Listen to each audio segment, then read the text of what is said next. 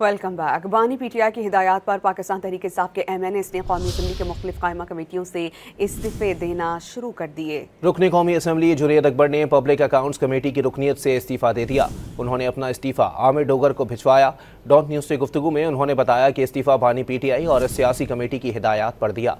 PTI MNA Ali Asghar Khan ने भी कौमी असम्बली की प्लानिंग एंड डेवलपमेंट कमेटी, काबीना सेक्रेटेरिएट कमेटी और प्राइवेटाइजेशन कमेटी की रुकनीत छोड़ने का ऐलान किया। MNA साजिद खान मोहम्मद ने भी तीनों कायमा कमेटियों से इस्तीफ़ा दे दिया और इस्तीफ़ा स्पीकर कौमी असम्बली को इरसाल कर दिया।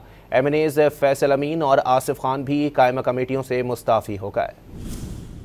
Welcome back. बानी पीटीआई की हिदायत पर पाकिस्तान तहरीक इंसाफ के MNAs ने कौमी असम्बली के मुख्तलिफ कायमा कमेटियों से इस्तीफे देना शुरू कर दिए। रुकन कौमी असम्बली जुनैद अकबर ने पब्लिक अकाउंट्स कमेटी की रुकनीत से इस्तीफ़ा दे दिया।